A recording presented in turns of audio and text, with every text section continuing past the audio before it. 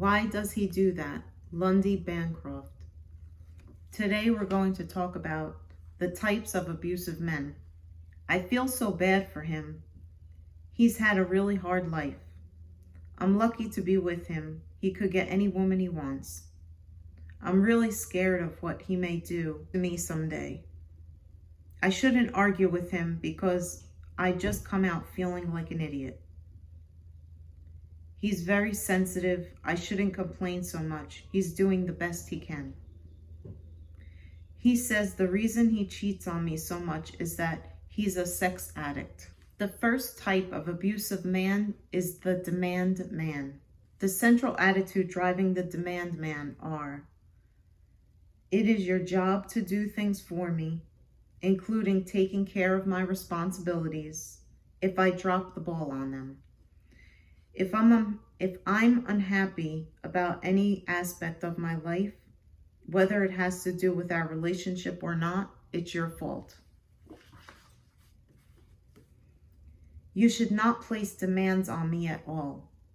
You should be grateful for whatever I choose to give you. I am above criticism.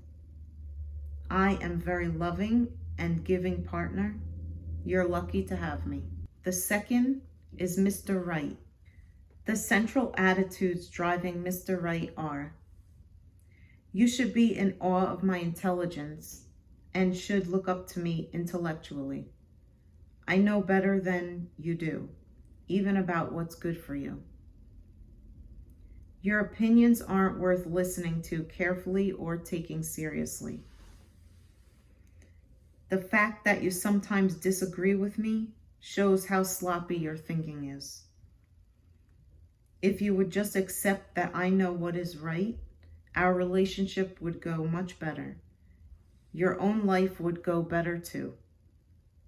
When you disagree with me about something, no matter how respectfully or meekly, that's mistreatment of me. If I put you down for long enough, someday you'll see. The third would be considered the water torturer. The water torturer style proves that anger doesn't cause abuse. The central attitude driving the water torturer are: you are crazy. You fly off the handle over nothing. I can easily convince other people that you're the one who is messed up. As long as I'm calm, you can't call anything I do abusive, no matter how cruel. I know exactly how to get under your skin. The fourth would be the drill sergeant. The central attitude driving the drill sergeant are: I need to control your every move or you will do it wrong. I know the exact way that everything should be done. You shouldn't have anyone else or anything else in your life besides me. I am going to watch you like a hawk. I keep you from developing strength or independence. I love you more than anyone in the world, but you disgust me. Is Mr. Sensitive. The central attitude driving Mr. Sensitive are: I am against the macho man, so I couldn't be abusive. As long as I use a lot of psychobabble, no one is going to believe that I am mistreating you. I can control you by analyzing your mind and emotions work and what your issues are from childhood. I can get inside your head whether you want me there or not.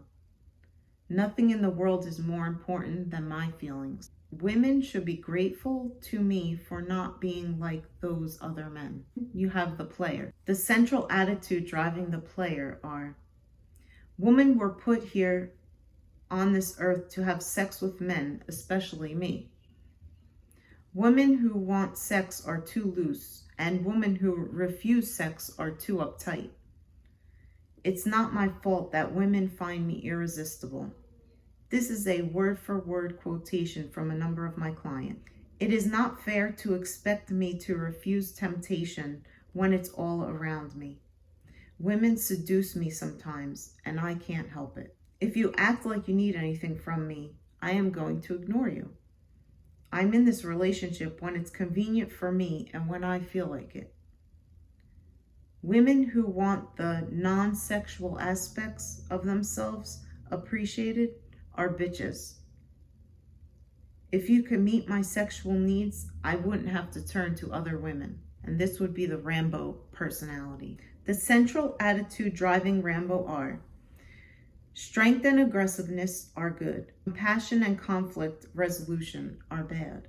Anything that could even remotely be associated with homosexuality, including walking away from possible violence or showing any fear of grief, has to be avoided at any cost. Sometimes Rambo is a psychopath or sociopath, which can make him all the more emotionally abusive and in some cases physically abusive as well. The victim. The central attitude driving the victim are: everybody has done me wrong, especially the women I've been involved with. Poor me. When you accuse me of being abusive, you are joining the parade of people who have been cruel and unfair to me. It proves you're just like the rest.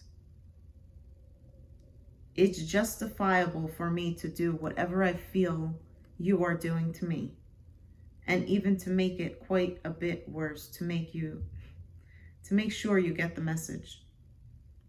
Women who complain of mistreatment by men, such as relationship abuse or sexual harassment, are anti-male and out for blood. I've had it so hard that I'm not responsible for my actions. Then there is the terrorist. The central attitude driving the terrorists are: you have no right to defy me or leave me. Your life is in my hands. Women are evil and have to be kept terrorized to prevent that evil from coming forth. I would rather die than accept your right to independence. The children are one of the best tools I can use to make you fearful. Seeing you terrified is exciting and satisfying. The mentally ill or addicted abuser. I am not responsible for my actions because of my psychological or substance problems. If you challenge me about my abusiveness, you are being mean to me, considering these other problems I have. It also shows that you don't understand my other problems. I'm not abusive. I'm just either alcoholic, drug addicted, manic depressive, an adult of child alcoholics, or whatever his condition may be. If you challenge me, it will trigger my addiction or mental illness, and you will be responsible for what I do. Let me know if there's anything else I can help you out with. Look forward to seeing you at the next video. Bye. Mwah. Love you all.